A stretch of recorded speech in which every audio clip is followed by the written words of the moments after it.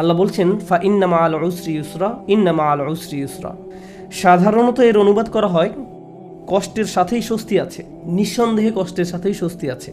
এই আয়াতের গড়পড়তা এটাই অনুবাদ। তবে সবার আগে কিভাবে ছোট ছোট সূরাগুলোকে কদর করতে হয় সে ব্যাপারে আমি কিছুটা আলোকপাত করতে চাই। আপনাদের অনেকেই এই সূরাটি মুখস্থ করেছেন। এটা ইসলামের খুবই সুন্দর একটা শিক্ষা এবং আমাদের জীবনের জন্য সুন্দর একটা শিক্ষা। আল কোরআনের কিছু কিছু ছোট সূরার মাঝে গভীরতম শিক্ষা লুকিয়ে আছে।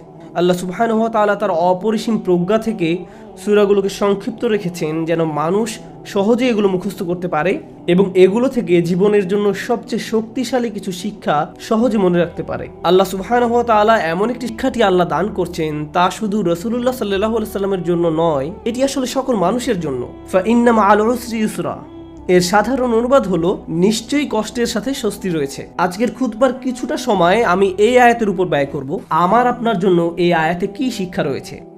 প্রথমে এই আয়াতের আরবি ব্যাকরণগত দিক। আল্লাহ বলছেন তোমার হাতে অনেক বেশি অবসর সময় আছে আর তুমি এই সময়ে কোনো কাজেই লাগাচ্ছ না।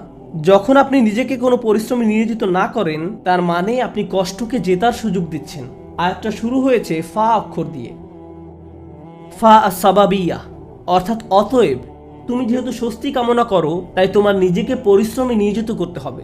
এটা শেখার ফলে তোমার উচিত নিজেকে পরিশ্রমে নিয়োজিত করা।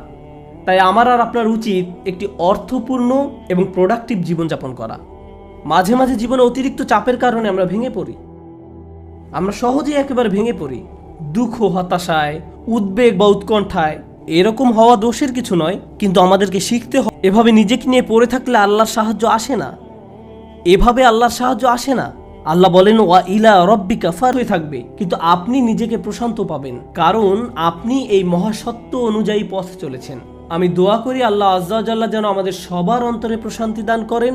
আল্লাহ আজ্জা ওয়া জাল্লা আমাদেরকে ওই সমস্ত মানুষদের অন্তর্ভুক্ত করুন আল্লাহর করুণায় যাদের হৃদয় উন্মুক্ত হয়ে পড়েছে এবং বক্ষ প্রসারিত হয়েছে। আমি দোয়া করি আল্লাহ আমাদের দৃঢ় মনোবলওয়ালা মানুষদের অন্তর্ভুক্ত করুন যেন আমরা আমাদের সময়ের সর্বোত্তম ব্যবহার করতে পারি এবং এর ফলে আল্লাহ আজ্জা ওয়া জাল্লা আমাদের জীবনের কষ্টের চেয়েও বহু গুণ বড় স্বস্তি নিয়ে আসেন।